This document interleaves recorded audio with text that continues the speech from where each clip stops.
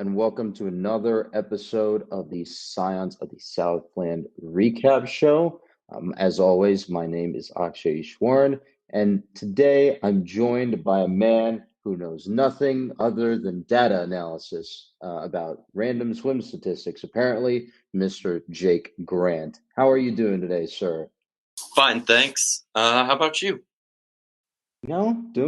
Doing good. Well, a little tired. We're outside of our usual recording time. Recording this at Sunday at 9 p.m. But we truck on for the sake of Georgia Tech sports, don't we?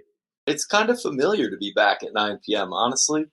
Like the Ah, yes, the days of yore when we recorded at 9 p.m. on like Monday nights. Oh yeah, super convenient. That was the aim. Super convenient. Super convenient and not particularly snoozy at all. No, not at all. Not at all. But today we're gonna keep up the tempo. I'm actually gonna put us on a timer to borrow a tradition from PAPN/Split Sign Duo. So 45 minutes on the clock. Let's say talk about some Georgia Tech sports news, shall we? Yes, sir. All right, and here we go. All right, so first on the docket today, non-rev sports. National Signing Day was last Wednesday. Baseball signed a pretty good class. It looks like all the actual rankings were behind paywalls, so I couldn't actually go look at the numbers. Um, but from all accounts, in the writers' room, it looked like, baseball is doing some pretty good things, and you just kind of have to hope that none of them get poached by the pros. What do you think? Yeah. My only comment is I think now that we had a guy flip to Oklahoma, but now that he's gone, there's only one that they say may go pro, but I'm hopeful that we can get them all in flats. As is tradition, ever so hopeful as always. I also hope, but I also know much less about, the non-rev sports world than you do. So I will defer to your expertise. Next on the docket and the more interesting one of the ones that we'll talk about today, uh, softball put together the 17th ranked class in the nation. I forgot what outlet that was from, but that's what ramblinrec.com is telling us. So, Jake, got any more insight on that one for us? Yeah.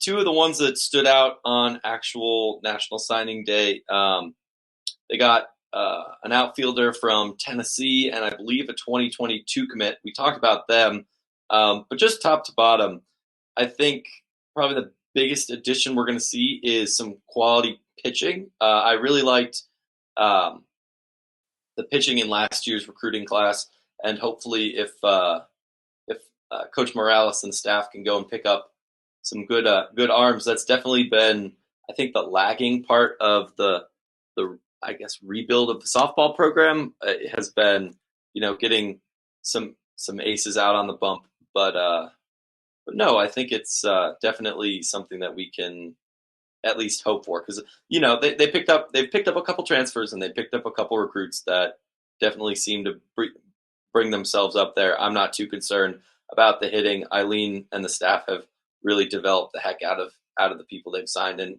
some of the people they haven't. So yeah, I think as long as they can keep some steady, consistent bats coming in, if they can bring the pitching up a notch or two, then that'll really lift the tide.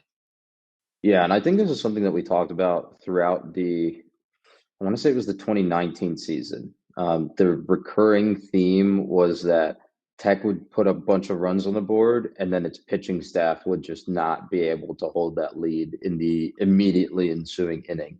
Like I remember very specifically a game versus Pittsburgh, where Pittsburgh opened up like a 9-run lead, and then Tech hung like 12 more runs, and then Pittsburgh added three more, and it was like watching a Big 12 football game unfold on a softball diamond, and it was all very strange.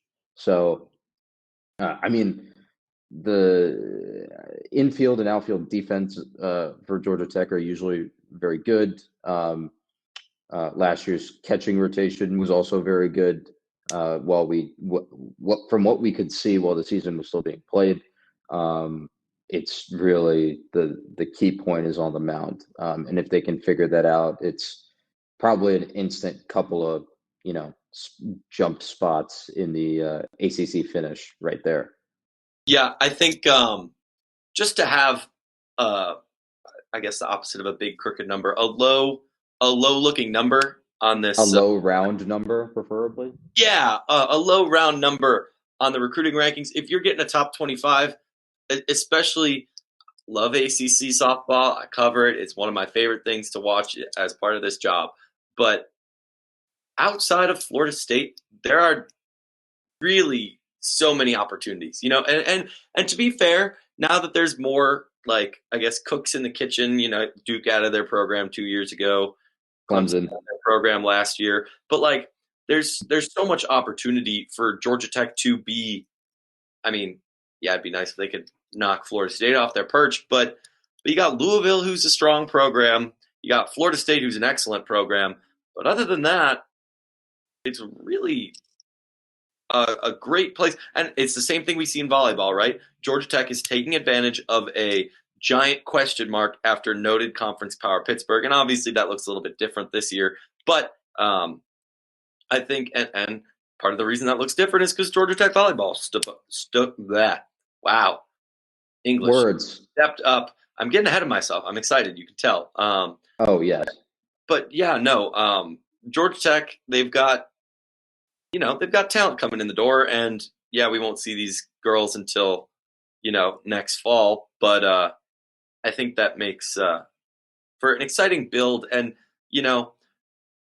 Stansbury, especially in a pandemic, is going to give Morales and the staff as much of a leash as he can, and to see them be able to recruit local for the most part, recruit local talent that's well regarded and keep it home.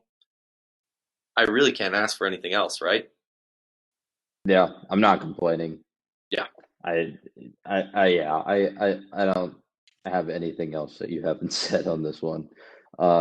Let's move on. Volleyball picked up 4 commits. I think a couple of them were international. I saw one from Argentina, I believe. But yeah, that's all I got. You're the non-rev guy. Tell me the things. Yeah. Argentina was going to be my segue into, meanwhile, volleyball's not recruiting close to home. Obviously going down and picking up another South American prospect. I think this is an example where this staff can really, really shine. They've shown that they can go down there before and pick out treasures. I'm not the best at evaluating, women's volleyball foreign talent because I don't know. I'm not that good I at don't know. doing high school That's not on the volleyball evaluation either. But it's not on the Xfinity cable package. I'll say that much. exactly. Like, at least maybe every once in a while you're going to get a high school football game on. But no, I think we've seen in the past that whether it's keeping kids local, which I actually don't think there's any in this class that are from Georgia. Nope, there's not. There were a couple in the last one. I know there were a couple in the last one that were from the Metro, but I think this one is mostly picking from South America and other parts of the country. But yeah, no, they went down to Florida, picked up a top 150 player. That's excellent. They've done that before. I don't know if Maddie McKissick was in the top 50 when she was recruited, but a great pickup out of Florida. Obviously, uh, Michelle Collier's backyard is Brazil, and she does a fantastic job there. And they picked up some engineers. So I definitely, as an engineer, I love to see when Georgia Tech is able to grab some talent in the classroom too. So. Okay. Yeah. Again, you're the non-rev guy, so I'm gonna trust your word on this one. We'll get to swim in a moment because we do have one other sport that I want to touch on before we get into our whole planned shebang for swim. But women's volleyball picked up 2 recruits. Basketball. And yeah, women's basketball. Wow. Still got volleyball on the brain, it seems. Women's basketball picked up 2 recruits this cycle. it's important to note, I think the only major loss from last year's team, well, I guess there's two. Um, they lost Pon and then another player transferred out. But especially with that extra year of eligibility, they've been able to keep most of last year's core together. So it's Yep. going to be an interesting year, I think. Yep. Um, and in terms of the two players they did grab, again, we have seen Georgia Tech see some success going over across the pond. We got Lodemai Lotnin, Francesca Pon, Nera Hermosa. Well, I guess Pon graduated, like we said. But they picked up a girl from Latvia, Elizabete Bulani. I hope that's how you say that. I don't speak Latvian. And then a top 100 prospect out of Tennessee. So I think that they're doing what Georgia Tech women's basketball has done very well in the past. So I think that's definitely a good thing to look at. Hmm. Um, I had one more point on this season for women's basketball, and now I can't remember it. Okay, I we'll got another. we'll, we'll come back to it. I got another one. Go And for it. the Latvian national team experience. I think that's something that helped Francesca Pon playing for Italy, and Oh, I think it helped yes. Lodemai playing for Finland. So I think the fact that they're getting girls who are playing some pretty high level basketball against some of the best teams on the planet is definitely a good sign. Yeah, that's actually what I wanted to bring up. We did have Lodomai Lahtinen head over to play Eurobasket qualifiers. If you're not aware, like I was unaware a couple of days ago, Eurobasket is effectively the basketball equivalent of the European Soccer Championships, or Euros as they are colloquially referred to. Qualifiers for, or the qualifying window for those was this past weekend slash past week. So it was good to see that. I saw that Lodemai got a lot of, I think she started for Finland, um, and actually put up a really, really good stat line. I don't remember it off the top of my head. Um, Obviously, bad podcasting form here for not having that stat readily available. But it was good. I don't remember if Pon made Italy's team and how they were looking at qualifying. But I'm sure they're doing fine. Yeah.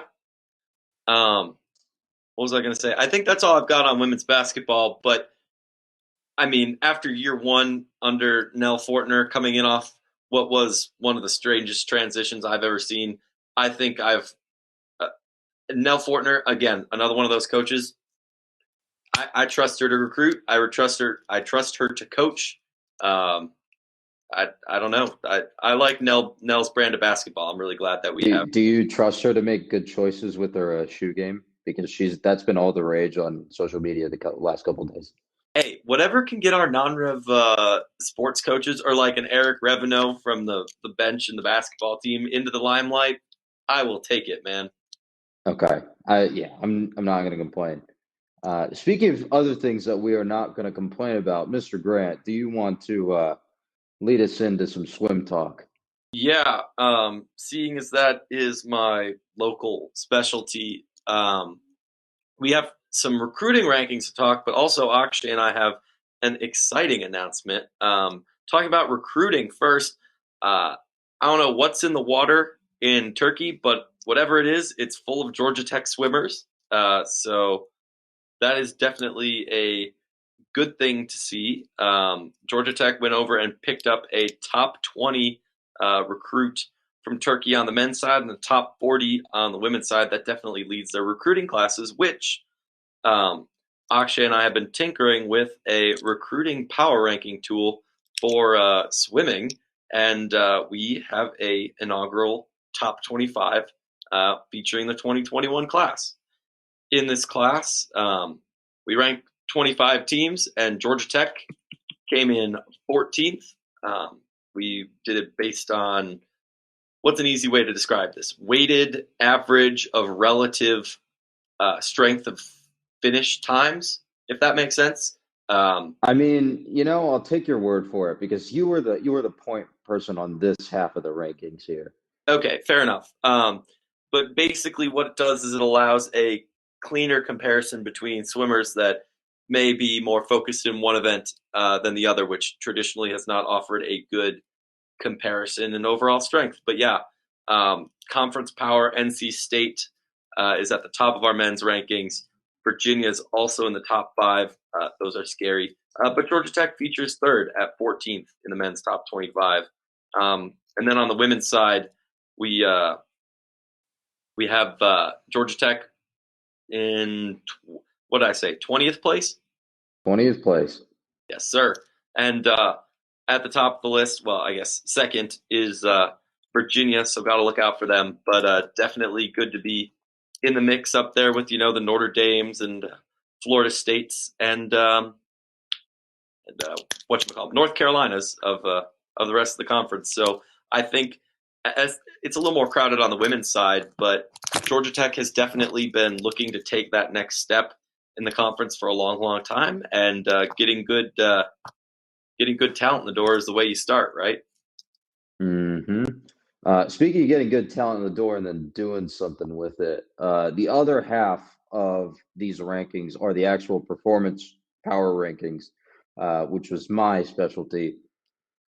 Taking the top 100 times for every single meet or every single event in the nation at the D1 level, and then making a power ranking out of that. The men placed 18th out of 67 active men's teams in our inaugural CAP rankings. Yes, we made a backronym, so it is absolutely legit. And then the women placed 24th out of 66 active teams. So obviously those are, I think higher than both Jake and I expected. Kind of comes with the caveat that I think this is about a fifth of what D1 swim usually looks like on both the men's and the women's sides. So, I mean, it's good. Like, you can't see this, but I'm doing a thumbs up. Podcasting is a visual medium. It's good, but obviously, caveats and all that stuff with COVID. Anything to add there to clarify our new or to clarify the cap, Mr. Grant? Um, nah, I think that's a good way to put it. Definitely been interesting with the database of times we've been able to pull, but we look forward to being able to say that we've got some advanced swimming analytics, because I don't think that's a phrase that's ever been uttered before ever in the history of ever. So yeah, something proprietary to from the Rumble seat. Oh boy. It is also important to mention that there are some other metrics out there, especially for recruiting rankings in swimming. Swim Cloud had a great power index resource for those, which was also interesting to see. So, got a lot of smell testing to do, especially in a normal year. But math is fun. Data analysis is fun. Yeah, we do like math. That's kind of why we're here. But also I noticed that had a misspelling in Florida International. So when I noticed that they were 12th in my rankings, I went and made sure their name was spelled right, and Georgia Tech women moved up a spot. So I guess that's progress. All right, so let me just update that in the spreadsheet here. 19th. That is Yep, 219th. I meant to type 19th. All right. So 219 that about closer to my past opinions of the team, but no, they're doing a great oof, job. So oof, oof. All right, just to round out the non-rev news cycle, Andy Ogletree finished as the low M at the Masters this weekend. If you're not familiar with what that means, just like I was a couple of days ago, he finished with the lowest score out of all the amateur golfers in the field. So congrats to him. And we will look forward to his, his successor as the winner of the U.S. Amateur Open, Ty Strafasi, playing at the Masters next April. So, you know what this means? It means that the pressure is all on Noah Norton, or or one of the Snyder Jan brothers to take up their end for next year. to take up their end and win the 2021 amateur. Yeah, I think it's Luke Also, on the team. Yeah, yeah. side note, it's amateur, not amateur. And Jim Nance, when he's calling golf, always says amateur. And this is what I love Jim Nance, but this is the one thing where I'm certain he is wrong. I uh, I was waiting for a college basketball game to break out in the middle of the 16th fairway. Waiting to hear Jim Nance give some kid his tie. Always got next year for that one. I'm definitely a little disappointed that we did not get that moment this year. Synergy, Um, synergy. Brand synergy. Speaking of things that we didn't, or I guess we are getting this year, we do have a women's basketball schedule, and we'll talk about the men's basketball schedule a little later. On the non-conference schedule, doing a little scroll here. Georgia State, Athens, Tulane, and Central Florida will all be visiting McCamish. And then on the conference schedule side, if I can do a little scroll, let's see here. Boston College, Notre Dame, Miami, NC State, Clemson, a lot of the usual characters. That conference schedule does not look super different from how it usually does. But actually kind of surprised about that, considering There's one gestures widely at COVID.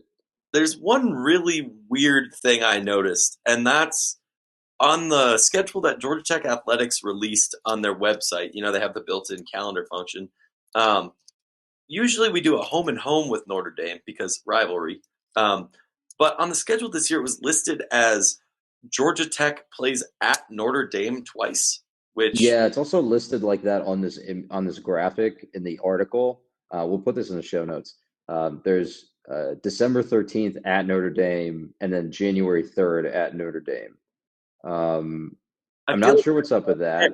you know, like I don't know. I would like for a pretty decent Notre Dame team to come here instead of us going there twice. But So let's see.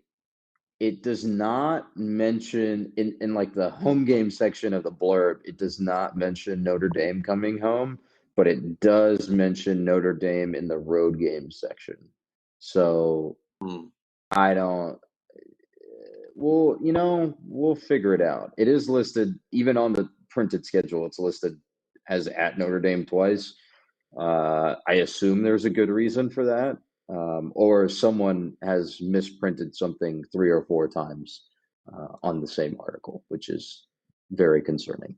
Um, I don't know. There's not much more to say other than Tech was predicted to finish fifth in the ACC coaches poll, which is very nice. I like that. Uh, like I think we were talking about this earlier, and we've kind of been banging this drum for about a year. This was supposed to be a tournament team in March, yeah, and COVID kind of swept that away from them. But this should, God willing, here should be a tournament team in 2021. yeah. They got some talent coming in the door. So just devastating that Francesca Pond didn't get at least one NCAA tournament under her belt while she was here, but she definitely deserved that. But can't go back and rehash old stuff. So Womp womp. All right. That kind of rounds out the non-rev coverage, and looks like we're halfway through the timer here, so we'll call it halftime. Uh, Time to pivot over to the men's side of the basketball. What do you want to talk about first? I have like 6 different things on here, but I'll oh, let you pick. we need to transition to men's basketball by the jointly relevant topic of uniforms. I'm sure you have opinions. If I'm the non-rev guy, then you're the uniform guy. But Oh my God, uninformed opinion is that they look kind of buns. So I'd like to hear your take. they're bad. I have those 2 words written in the document. They're bad. Um, I looked at the Navy one and it looks like a track penny, I think is how I put it. Yep. The white one with the Georgia Tech on the top instead of split around the number is not as good as the one from last year and the year before that were like sort of throwbacks. Um, and then the gold one is a little all over the place.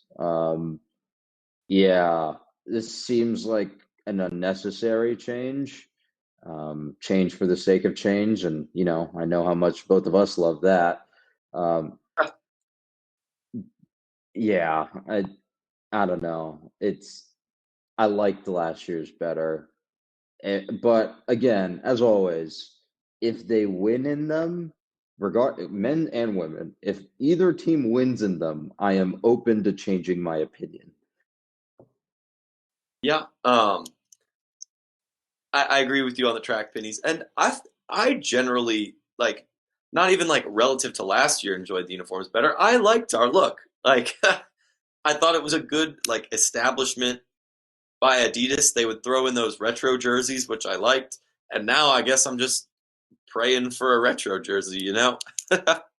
Yeah, I mean, I think Tech's brand on the basketball court last year was a little bit of throwback, a little bit of modern, um, a little bit of retro, right?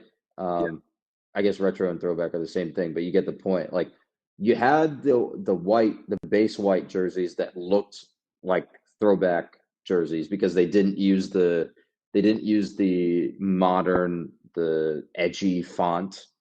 um, then you had the gold ones that had the name split top and bottom around the numeral, and then you had the navy ones, which is the same thing I think as the gold ones on the men's side, but on the women's side they had rec on the top, or maybe I'm mistaking that for the gold one. But anyway, it was a good mix of designs, a good mix of design elements, especially between men and women, especially like sort of seeing the women get their own jersey that was very different from the men. Like that was super cool. And they've done that before. Like Russell did that for Tech as well, with the just the rec uniforms. But these are just not good, and they do not spark joy. Yeah. Um, I'd agree. At least nobody has to see them in person, right? Good segue. That being said, the guidelines for Georgia Tech basketball games have been released. Let me do a little scroll on the website here. So we do have social distancing guidelines. McCamisher's capacity will be reduced from 6,800 to about 1,200. And of those 1,200 seats, 900 of those will be reserved for students. And if, you know, students don't fill the entire 900 allotment, then those students will be made available to faculty and staff only. Those will not be on resale. The other 300 tickets in the allotment will be for student athletes, coaches, and athletic department guests. I'm not entirely sure what the guest part means. I'm also kind of not sure what the coach's part means, unless this is like a very long possessive clause. Actually, that's kind of what it looks like. So you're looking at student athlete families, you're looking at coaches' families, and no public ticket sales whatsoever. So this is all just to protect the campus bubble slash campus athletics bubble. Um, so yeah, it's kind of the deal. As a current student that will probably be going to these games, what are your feels here on these? Yeah. So on the possessive thing, I'm pretty sure that's pretty similar to how they did volleyball, which was honestly 90% player guests and the like. So doesn't really surprise me there. I think it's a couple guests of the athletic department, couple guests per player and whatnot. But as a student during a pandemic, knowing how hard it is to keep the bubble, especially in a city like Atlanta. People come and go. It's a big place. Keeping it safe is really important. And when you're indoors, you kind of got to give it a little more consideration than 20% capacity, like Bobby Dodd. So I like that they're a little bit more aggressive here with the numbers. And quite frankly, I think the students kind of deserve some preference here. There's not a lot to do on campus as much as there would be in a normal year, and it's great to see that students get the normal allotment because I think with how basketball or how football has shaken out, there's 6 home games and 800 seats per, and normally there'd be 5,000 students per game. So, it's refreshing to see that they can meet the demand for their product, and I think there's a pent up demand for Georgia Tech sports. Yeah, agreed. And I think the good part about this is that you might actually get a lot of that allotment taken care of because both teams are on upward trajectories, right? The press release here mentions um, or references Tech men's basketball finishing over 500 in ACC play, and fifth in the conference last year. Um, Obviously, that comes with the usual set of caveats. Well, it comes with some caveats. It was a down year for a lot of the conference powers, and we've talked about that before. But it's still an upswing. And then we already talked about how women's basketball was sort of deprived of a tournament berth last year. So Yeah, this is good to develop that fanhood, that good Georgia Tech vibes sort of deal right at right at the student level. Akshay, I think one thing that's going to hurt, well, one thing that is definitely going to hurt is until winter break ends, these games are probably going to be a ghost town. With Georgia Tech, That's what non-con is for. but like with ending in-person instruction before Thanksgiving, I can't imagine. I mean, I'll be around because I'm doing finals from my apartment. Like maybe there'll be people like me, but even then, I'm gone for 3 weeks. So there's definitely going to be a stretch of winter break where it might be kind of lonely in McCamish, but hopefully when we get back, that means that there will be plenty of students interested because teams are on the upswing, and this is not to sound blasé, but this is what students are going to get. No, don't gnash your teeth about football. You got plenty of basketball to take advantage of. So. Mhm. And then speaking of the non-con games that I was talking about, we have the tip times for those. Doing a little scrolling here. So November 25th versus Georgia State. That's at 9 p.m. That is a late tip Yeah, that's on a Wednesday night. And then November 27th, that's a Friday versus Mercer. That's an 8 p.m. tip. And then December 6th, that's a Sunday versus Kentucky, and that'll be at State Farm Arena. And then they'll go to Nebraska for the ACC Big Ten Challenge on December 9th. That's a Wednesday. To round out, actually, wow, there's a lot more non-con games than I thought there was going to be. December 18th versus Florida A&M. That's a 7 p.m. tip.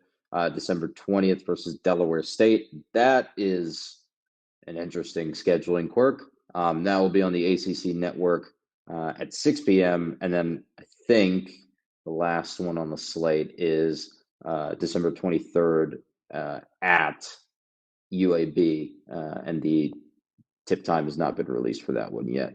And the rest of the way is conference games. It's interesting that the ACC isn't starting out with a like a conference game for the first game of the season like they did last year, which I kind of thought was a success. I don't know. I felt good about that. I was going to say we won that game, so I definitely would see it as a success. I think some of that has to do with scheduling and Hmm. type stuff. Once again, Georgia Tech's non-con never ceases to amaze me with the random schools passing or confined. But that Kentucky game, at State Farm Arena. I don't know what the ticket deal is on that, if it's students as well, but that might be your average fan's only chance to catch a game. If this is totally unfounded, Jake shooting from the hip here, but that's a 20,000 seat arena. They might sell tickets, and that might be the only opportunity to catch Georgia Tech basketball live in Atlanta this season. Nebraska could open their arena up, but that one's a question mark also because it's in Nebraska, and Please don't I'm not entirely sure. Please don't fly Yeah, to don't people. fly to Lincoln for that one. You could drive to UAB, but I'm also not sure what the situation is there. The reason that I talked about the scheduling quirk is I'm pretty sure Delaware State's mascot is the Hornets, and I am going to quickly Google that and look that up because I think that would be pretty cool. While you do that, I'm going to vamp on a parallel that I've thought about since we started talking about softball, and I noticed that the basketball recruiting class is also ranked 17th. And I think, other than the high-profile whiffs on some recruits that Passner has had, and barring the fact that his first year he was, having his unexpected NIT run, if you looked at Passner for basketball and Morales for softball, with the same expectations for both, you'd be like, they're the same team, is what I'm trying to say. Like, yeah, no, I kind of get what you're saying. a little bit I off. think Passner. Go ahead. And then, well, I was going to say, I think Passner doesn't have the benefit of a weak or of a one power conference in his sport. I think Eileen kind of gets lucky there because Florida State is the only confirmed good, always nationally contending team in softball, with Louisville sort of making some darting runs in and around there. But Passer has to deal with Duke and Notre Dame and UNC and Louisville and Virginia, and he can beat up on the bottom part of the conference all he wants, but the top, it's a very strong conference at the top. Yeah. And that is sort of, the last barrier to success. Yeah. And but the point I was going to make here is they both took blech teams and implemented things that worked right away. Passner, his defense, Eileen, her offensive strategy, and are finally now kind of recruiting to that, building off some success. I don't know. That just a thought exercise that I thought was worth at least an exploration. Yeah, no, it's fair. Just to round out the basketball talk, we talked about their recruiting class last year, and last week, sorry.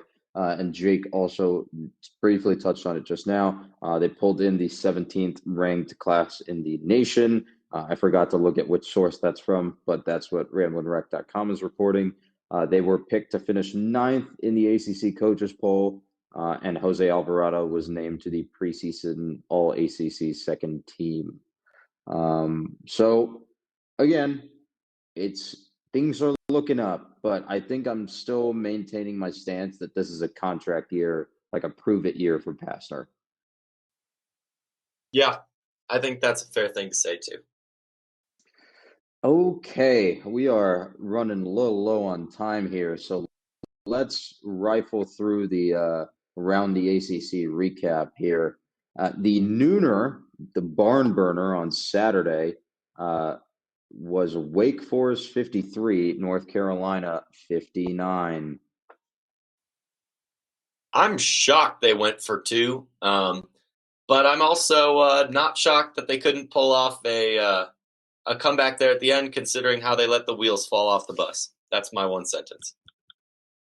Yeah, Wake Forest is under Dave Clawson, has been slowly building, and I really do like watching the Clawfence work. This is a game they should have had, and North Carolina did this their usual Mac Brown 2.0 North Carolina BS and like came back and won the game, and I hate it. Yeah. the the North Carolina fourth quarter monster is definitely real. Yeah. Let's talk about another fourth quarter monster, Justin Fuente's offensive play calling.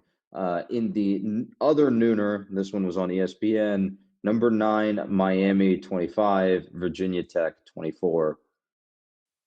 Yeah, I watched the end of that game. I don't know.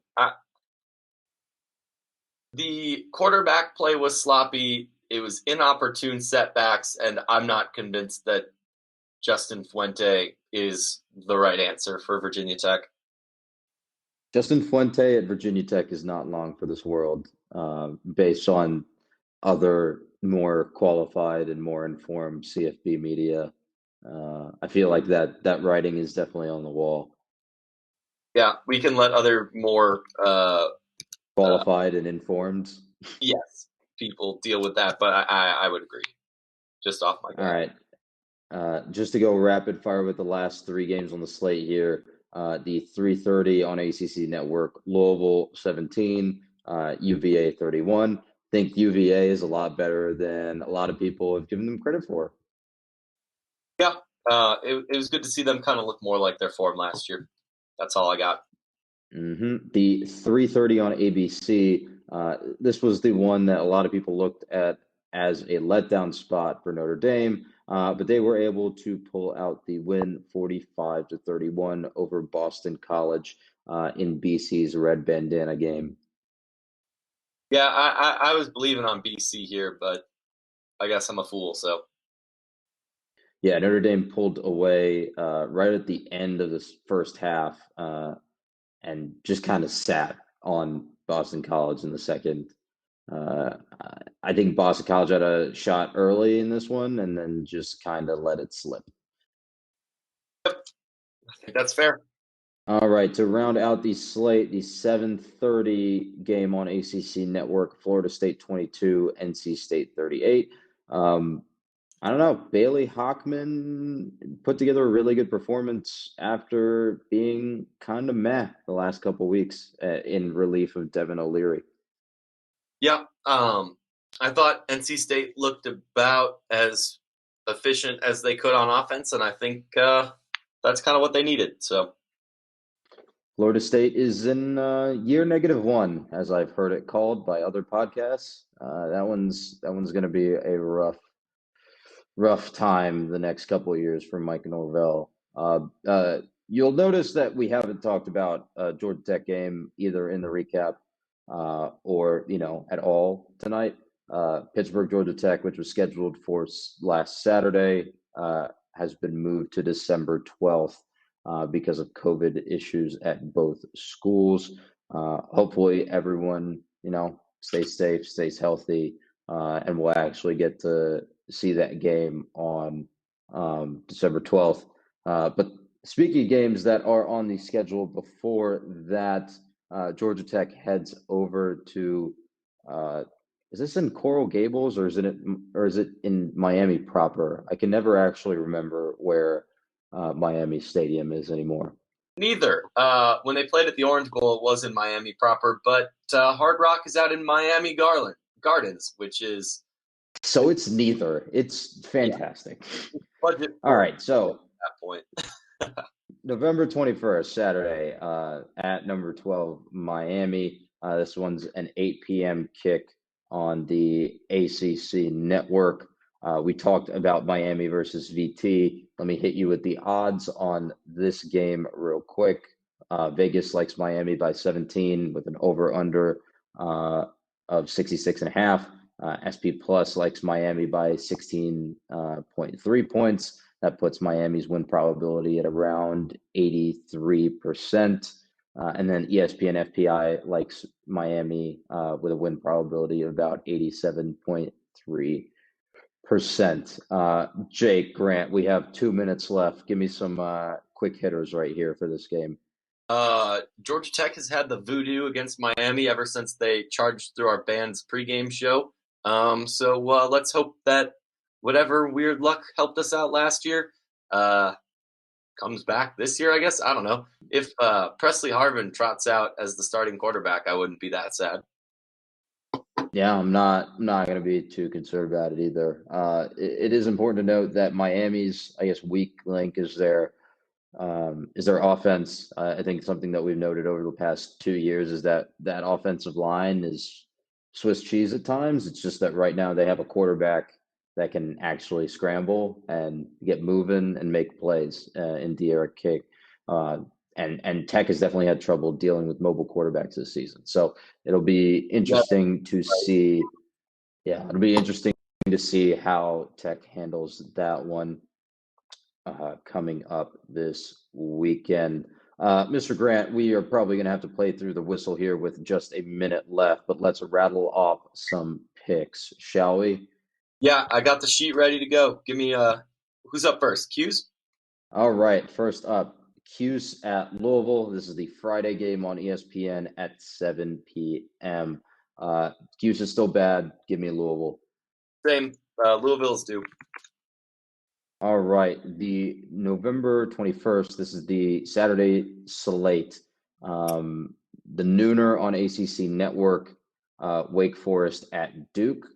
Give me the claw fence in this one. I will be taking Wake Forest. Yeah, same. And for those of you who follow along, our second Jake Patterson, just tuned in with his Louisville and Wake picks as well. So seems like we're all of the same mind on the first two. Indeed, and I think we'll be 3 for 3 here. The other nooner, this one's on ABC, is number 4 Clemson going to Tallahassee to face Florida State. Oh shoot, I forgot to put that on the list. Give me Clemson though. Yeah, this one's a no-brainer. Let's talk about the Tigers and not talk about the Noles. The 4 p.m. game on ACC Network, that is VT traveling to Heinz Field and facing Pittsburgh. I don't know about this one. Gut says VT, but VT is just weird, and I kind of want to take Pittsburgh, so I'm going to do that. I'm taking Pitt too. Okay, we need to get some division in the ranks here. Right. I don't think it's going to come with this next one though. This is the 4 p.m. Looks like it'll be on your RSN. Abilene Christian visits Charlottesville and Virginia. Please tell me you're picking the ACC team here. I'm picking Virginia. Good. All right, the 7:30. I think this one is also on your RSN. Number 21 Liberty at NC State. Um. Ooh. Picking Liberty's dirty. Give me Liberty though. Give me Liberty. I need the chaos in my life. All right, I'm taking NC State for just, to defend the ACC's honor here. Mr. Grant, have you anything else to discuss on this fine evening? Nah, they heard me talk about swimming for like 20 minutes. I think we can let them all go. All right, y'all heard us talk about a lot of non-rev tonight, so we'll let you off the hook early. Yeah, stay safe. Have a good one.